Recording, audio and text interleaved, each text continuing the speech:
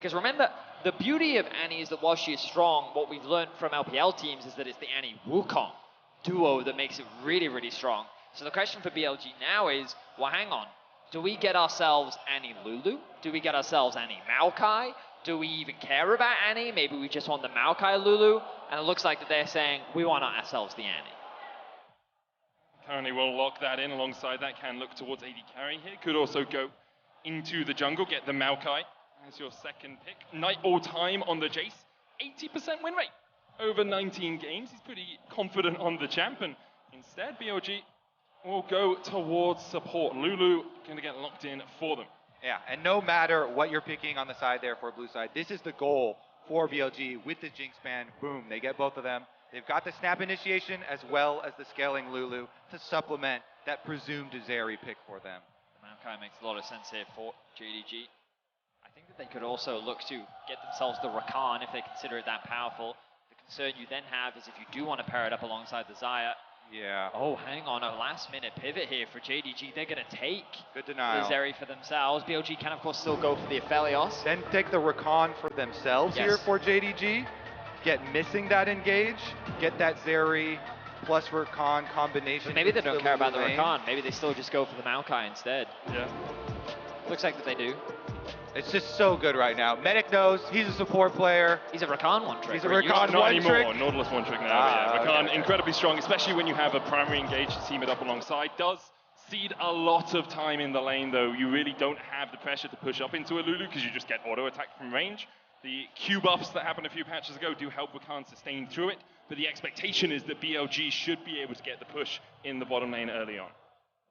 So how will BLG round out their draft? Expectations are AD carry hit. Aphelios is something that you would kind of expect, but how confident do they feel in that? Wow, they're going to leave AD carry up? The Kennen locked in for BLG. I mean, we saw this from them last game, right? Where they literally said, you know what? We don't care about AD carry. You can do whatever you want. And you talked about the power of Annie Wukong. Annie Kennen is similarly powerful when it comes to late game team fights. You have so much lockdown. You have the ability for the Annie to chase up any stuns or even the Kennen to come in after the initial Tibbers engage. Also, I have to correct myself. I did misspeak there because I said that it was BLG that didn't care about the AD carry, but last run they did early prioritize the Jinx. And then it was JDG who actually let the AD carry through and said, you can ban away AD carries, we're fine. We'll go for the Xayah. Admittedly, Ruler, while having a solid performance on the Xayah, we didn't quite see the impact that we normally see from him. And this Kennen pick is big, especially for Bin. There's a reason it gets banned against him so frequently. 11-1 on the champion this year. Has been able to utilize it so effectively. We're going to see so many of these jungle bans coming through here, though. Shun also getting respect on his kindred, but they want to cover the bases. Of course, Aphelios has been the go-to to pair with it. Show us something different, Al. Show us a different hyper carry that we've all forgotten. Could also go jungle here and then leave a Kog'Maw or a Vayne for last pick. There's the Kha'Zix in the jungle, gives you more burst potential alongside the Annie and the Kennen. JDG could look towards the Sion here, something that 369 has a huge amount of experience on. Not as easy to do the level 1 strat when you're on the blue side, obviously, because you want to be playing towards your bottom lane and it's harder to get into the red side blue jungle, but you can still lock the Sion just for its presence in the laning phase. Yeah, what you want most when you give up the Kennen pick is somebody to mark the Kennen for those team fights, keep him out. You've got the Sion plus the Rakan now here for JDG. JDG, they have to go into games with a front line, and they get 369. I wonder if JDG will consider this Sejuani here. I know obviously they're lacking a little bit in terms of AP damage, but if they want a little bit more engage, a little bit more frontline, no, they really want to make sure they get some AP damage out. Nautilus again for Kanavi, I don't see anything wrong with it really. Again, like you are lacking a little bit in terms of magic damage. Of course, Zeri does do a little bit of magic damage. And Nautilus, yeah, alright, so we'll be what we originally talked about, that Sejuani. Oh, yeah! Nice! Elk Vayne with the Lulu! Let's go! You wanted to see another hyper carry with the Lulu. He just locked in Vayne in the MSI Finals! Woo! What? Elk has been a player at this MSI that's really come into his own. You know, the next LPL AD carry. But there have been times when he's Gale forced into a Howling Gale, when he's dashed forward into the entire enemy CC. And on something like Vayne, you cannot do that. But let's see if Elk can channel his inner Uzi obviously Uzi on BLG last year. Elk, I'm sure, will have had a little bit of time watching him and learning exactly what to do with this Vayne. Oh, this is so exciting. You got to have your juke boots on when you're playing the Vayne. You have to have your condemned timings on Rakan.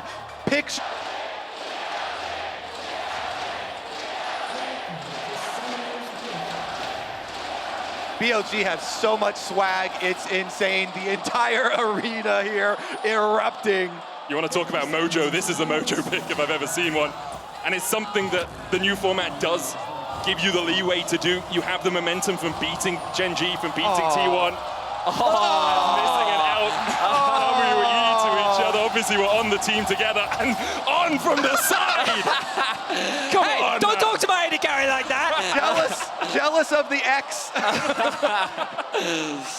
Oh, wow. Oh my goodness, modern day love story before our eyes here in London at MSI. Yeah, as Medic did say, they were, of course, former teammates back on WE in 2021, but when Elk was contemplating him retiring as a pro, was missing, they gave him that encouragement to continue playing.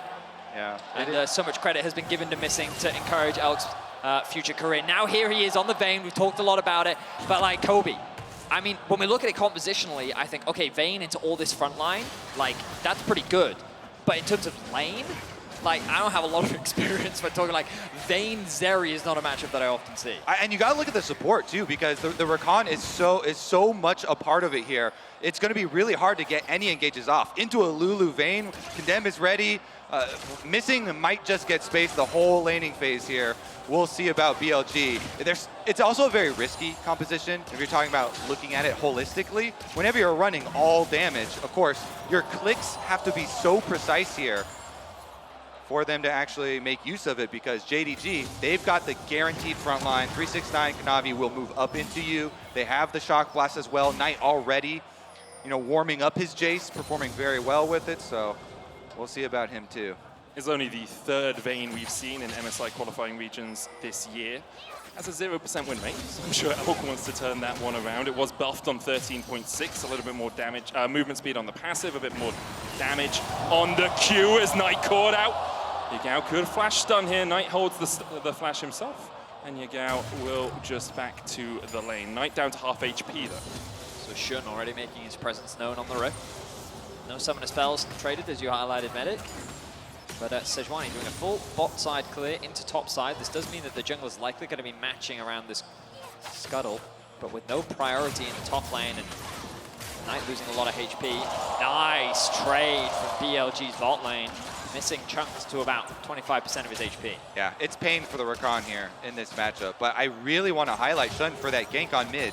Small ganks like that of chunks of damage mean so much for these mid matchups, where we saw, if the Jayce is allowed freedom to punish an Annie, push you under turret constantly, then you don't get those big Annie roams, you get the Annie behind, and it doesn't have the explosive effect you want, and the Jayce gets to become this massive poking machine. But if jungle can intervene and take away a lot of these early levels where Jayce is trying to have the advantage and harass the Annie down, and take advantage of that range, then it really changes the dynamic. Yeah, Shun actually skipped his Crux on his top side of his clear, now goes down to the bot side scuttle crab, now can look to gank Knight, who doesn't have much mana, but with the wave pushed in, can just back away and then TP back if that wave gets too close to his turret before he can walk back to lane. And you can see the positioning of Knight. He's always keeping in mind the flash W range from Yagao, because that's what you have to worry about.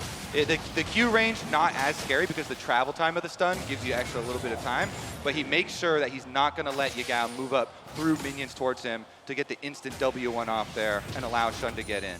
Now, Kanavi will have a fairly decent jungle advantage, given that Shun, starting on his Gromp, is actually pathing towards the top side of the map. Meanwhile, Kanavi already getting the re-clear of his Raptors, and with the information that he now has, he's going to drop a deep ward to see if he can track out Shun and see what he's up to. Won't decide to contest that Gromp. Of course, he doesn't really have any information, nor does he have his bot lane available. But he is getting that XP and farm advantage of Shun, perhaps catching 369 unawares. And Ward not quite on the right side of the bush to spot out the river ward there. So though Shun thinks maybe he's out of vision, he is very much spotted by 369. The wave not in a great shape for 369, but he's on Sion. You sacrifice a few minions, you back away, you make sure that you're not caught as he manages to put some damage down into the back of Bin. keep him eyes on this bot river again. You'll see how much vision is invested as Yagao and Knight go for a bit of a trade. Right. Stepping forward here, Yagao down to half, gets the stun off. The ward there will help Knight. Kanavi can jump across the wall as well. Yagao still holding his flash and doesn't need it to escape. Elk dashing forward here, flash away the heal as well. Elk with a little bit of a misplay as soon as that tumble was down, Missing was able to go in. That's huge. 2 summoner spells for 0 here. Really big. JDG now opening up possible plays down here. Elk only has the cleanse to rely on. They're going to need some extra wards. They're going to need some extra coverage. Oh, Bin flashing, slicing Maelstrom. Jayce at 369 will be able to flash under the turret. In the end, it's just an exchange of summoners in the top lane. Yeah, but now he's concerned about a potential dive. They know that Yagao is underneath this tower. You can also see Knight moving into the fog of war, topside river, to see if he can spot out Shun. That information should be gained relatively soon. Ward. Okay, they're suspicious of Shun. But Kanavi actually building a pretty good lead. He was able to steal away the Gromp as far as I can tell. On though. Ruler dashes across the wall, Missing goes in, can dash back to Ruler. Shun can't quite get in range. The Condemned doesn't lock him against the wall, and now Kanavi coming in for a re-engage. The flash forward knocks up Elk. The shield, the heal, but the permafrost will lock him in place. Shun flashes, and he will escape as Ruler flashes forward. In the end, a 1-0 in favor of JDG. They punish the flashless Vayne. He even blew his cleanse as the stun from Sejuani came in, so now he's got nothing left. The Vayne pick, tenuous here. Yeah, and I think Missing just basically wanted to keep the fight going. You know, sometimes you'll see pros diving in, even if it looks a little bit more dangerous than it should be. It's almost like bait that false sense of security. Oh, we just got a really nice trade. Oh, we have a health advantage here. We might even be able to find a pick. But Missing, leveraging his mobility to dash back to the safety of Ruler, kind of baits Elkin on to then overstay in the lane, and that gives Kanavi a clean avenue of attack where he finds a knock-up onto 2 with his Q. And it was very close on the wall to almost having the good angle to be able to get the stun with Condemned. But as you said, Missing, he's able to get a jump through, and then the Condemned just pushes him further away. And that Sejuani with the advantage, Kanavi knows he can flash in on this Vayne. There's nothing left for Elk to dodge. So JDG, they take control in the most important area of the map. Wave pushing back towards them right now, too. Ruler is so happy right now. Of course, Ruler feeling a lot more confident in this matchup. He has about a 400 gold lead. We're going to take a look back at this again, and you'll see here Missing gets the 2-man knockup as Ruler is going out. But again, this is to kind of bait them in to stay into this fight a little bit longer. Then they realize too late that Kanavi is going for this play. Doesn't care about the slow, thanks to the passive, and then gets that 2-man knockup with his Q. The cleanse comes out from Elk, but the death has already been secured, which means that JDG walk away with first blood. But the good news for BLG, Bin has about a whole kill advantage, even more so. He has about a 500 gold lead in the isolated 1v1, just due to the, well, the advantage that he can gain on this Kennen into the Sion matchup. Yeah, we'll see if that outweighs the jungle here, where Sejuani, level 6, has ulti ready. Maybe he could make an early play. Shun trying to farm up his Krugs, gets his level 6, gets his red, but it's all WoW. The early start on Rift Herald here. Already bot lane's moving up, though. It's On and Elk who have a slight mover's advantage as they look for damage onto Missing. Can knock him into the wall, they'll do so, but no third silver bolt proc. Shun now in the pit. 369 trying to keep Yagao at bay as the charm comes out, and Ruler starts to rampage through BLG. On already down, Elk tries to answer with a bit of damage to his own, and Yagao with a flash forward will be able to get 1. Ruler trying to get away from the Tibbers, he'll be able to escape. Shun forced off towards the top side of the fight as the Rift Herald was taken by 369. Big for JDG here. They get the objective. They get the counter kill too with Yagao coming in to flash. It was a big play from Missing. He finds On, takes him down. But the mid lane equalizer here is used. In an ideal world, On is able to get level 6 off the mid wave, and then they can or rather move up into the river and then support in the Herald exchange. But noticing that level discrepancy, Missing finds the window, great engage onto 2, with which Ruler is very quick to follow up on. So great initial play from JDG, but then a response from Yagao equally as good as he's able to trade a kill back. Yeah, and then the sturdy tanks over there getting the objective is Missing is Rakan, no problem. We'll be able to slip out. But the Sejuani, Sion, being able to get that objective, and they use it. They start it really far back in top lane, so they've got the travel time to work with. sending Ruler up there with this. Missing, stunned, locked up, isolated, but still just able to dash out in time. Shun going back forward, Glacial Prison gonna go wide as Shun is locked up and answers a 1-for-1 there in the mid lane. I don't know if that was worth it for Shun. He'd missed out on a kill on missing earlier. He was committed to it this time, but with no ulti and no flash, it means that Knight picks himself up his first kill of the game. It lets JDG know that the jungler here is going to be in base, so this Rift Herald will get shoved all the way in for Ruler. Kanavi even comes through to try and help. Does split a little bit here as Elk is going to be able to secure the rest of the cannon wave. So it is just 2 plates. Could have been a lot worse there for BLG. And I imagine that they will head straight towards this bot Drake. But with the push that Knight and Missing have secured, they can move into the bot River. And again, I want to highlight this vision in a second. I want to highlight that when you look at some of the wards that have been invested from the side of JDG, they've got great control wards littered around all of the entrances. They're also sweeping out any potential vision that BLG might have. And so even though a potential cross map was there, because Shun ended up losing his life, they are very delayed in actually setting up for this objective, meaning Kanavi can now actually respond. All right, JDG just got to go face first into this team.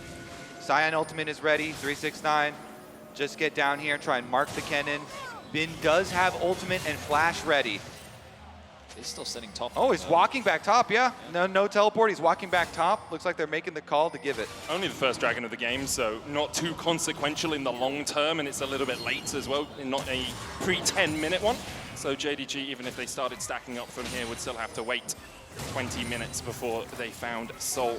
I also think they really just want Elk to get some farm, right?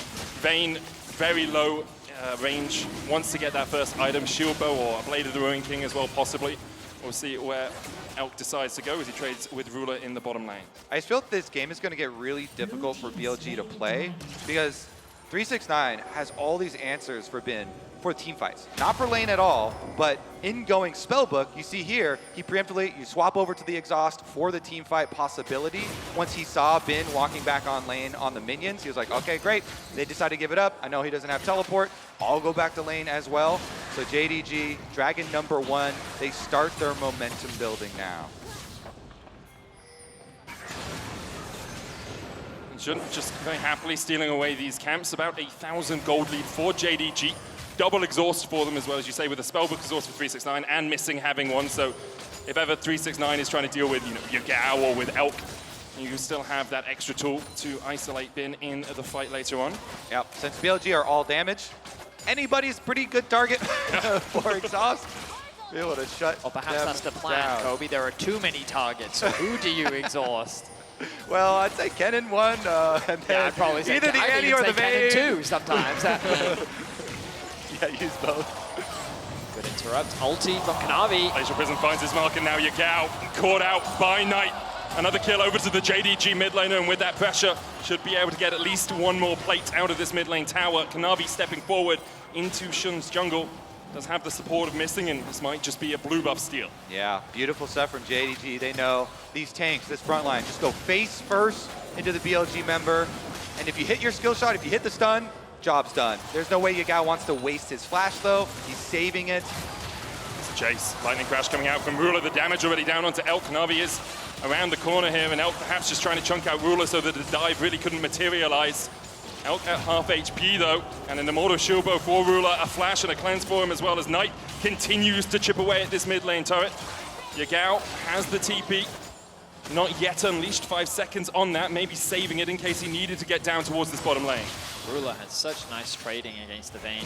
Typically, it can be quite challenging for many AD carries to go toe-to-toe with the Vayne because of that 3-hit passive, especially when you can reset your auto attack with the tumble. But Ruler, he just knows the ins and outs of the matchup, leverages his range, and just chips away at the HP bar.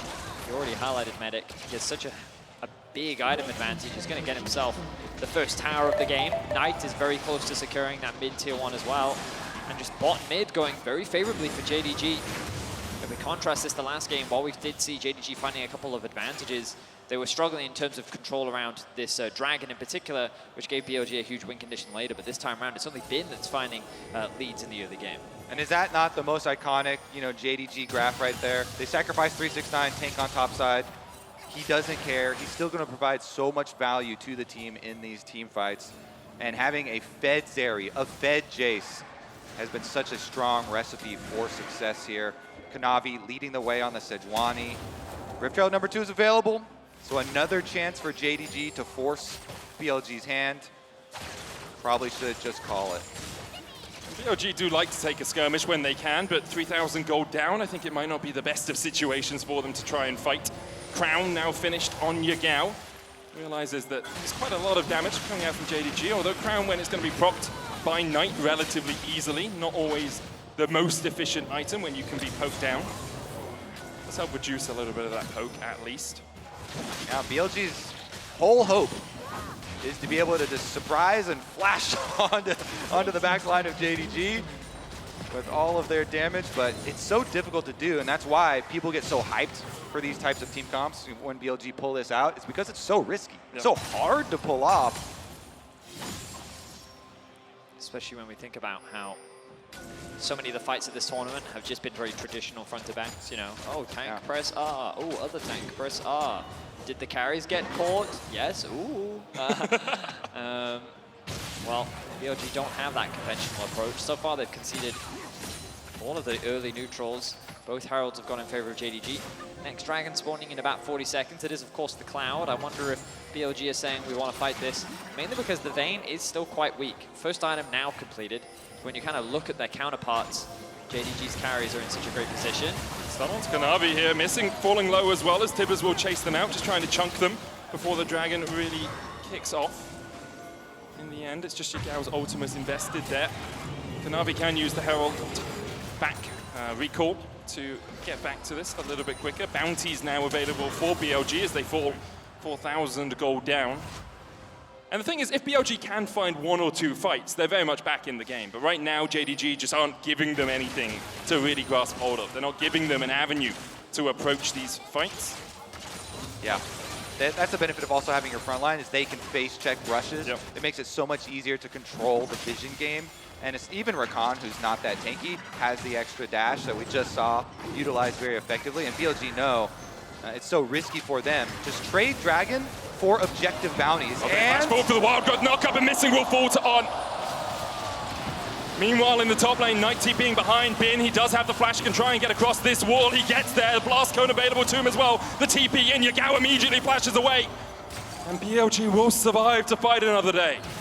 They rotate tentatively all 5 up here to make sure they can get everyone out, but that is both flashes off both solo laners for BLG in exchange for the teleport behind from JDG from Knight there. So JDG, they see that BLG are going to let them have Dragon and try and call, and they say, no way, we're not gonna let you trade. You're so far behind, we will force more out of you.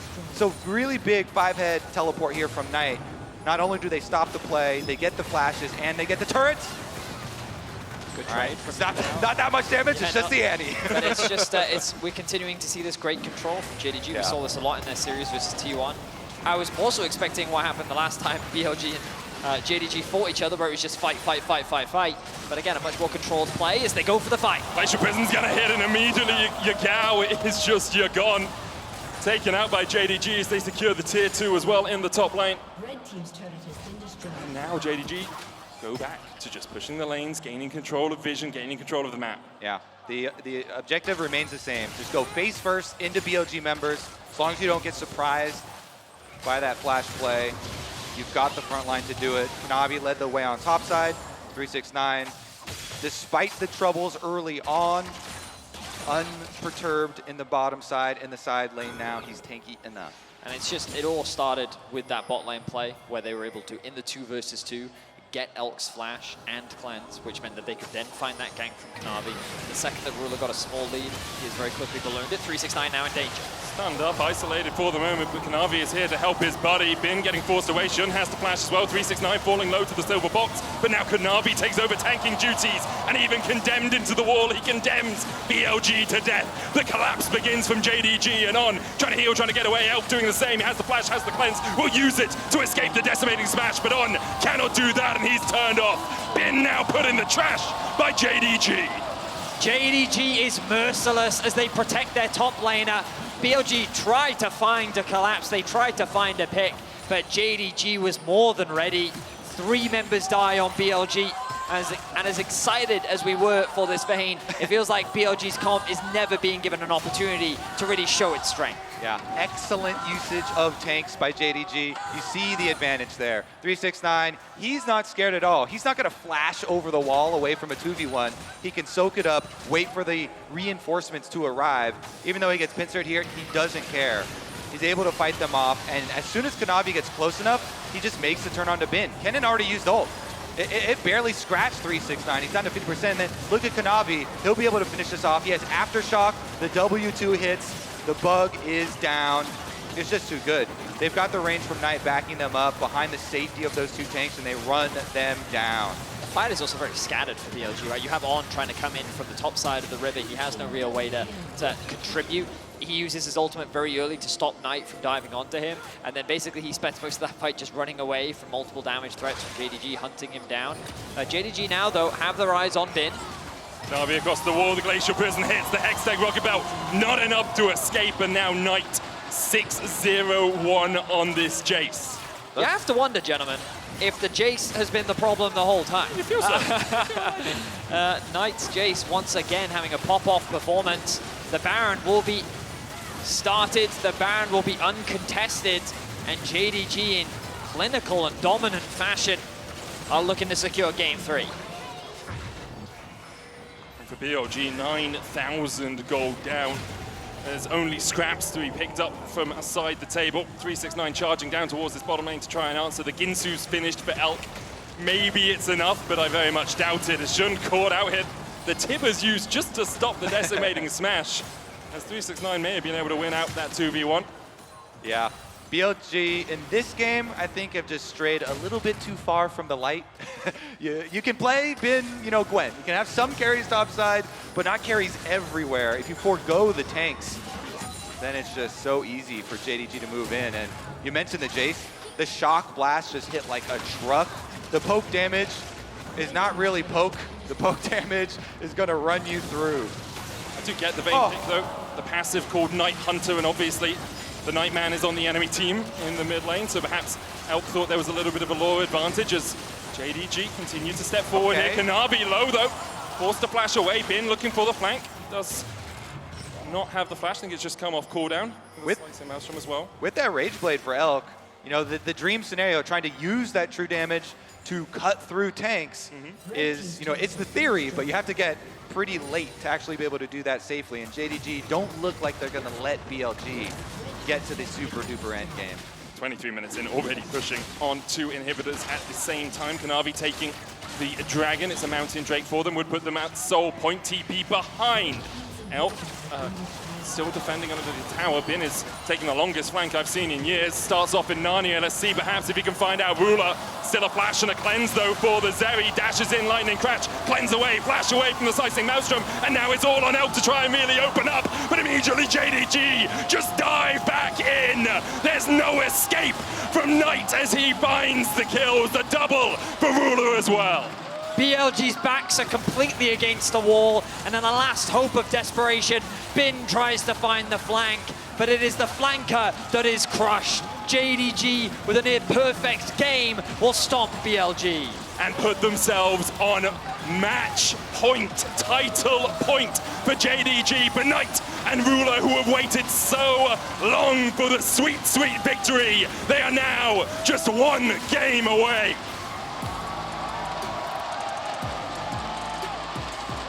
JDG conceded 3 kills, but no towers, no heralds, no dragons.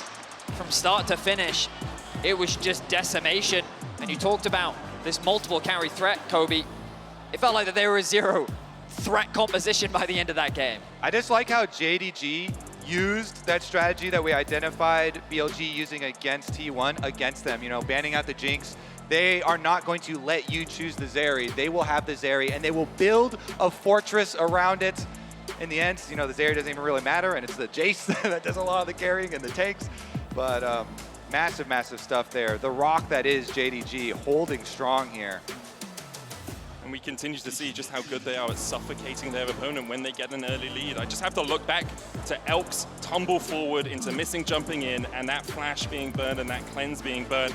after that, the Vayne was totally neutralized by JDG. Well, also remember, Sion diving over the wall to get a kill onto Missing, to then giving a kill back tonight. Like, all these little things just very quickly built up, and getting those 2 Heralds as well meant that JDG could very quickly open up the map. They started funneling plates into Ruler very early on. They used it to break down these towers, and overall, it just felt like BLG had no presence in the early game.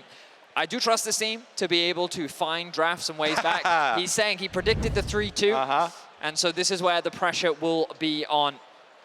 They will likely move back onto the blue side, and I do wonder where this Jayce priority will fall, because Jayce has been a very powerful pick so far in this series. All according to Bin's master plan. Just 1-1, 2-2, and then 3-2. I actually feel way more comfortable now, you know? I trust. Now that Bin has promised it to us, it's definitely going to happen. We'll be back in a couple of minutes.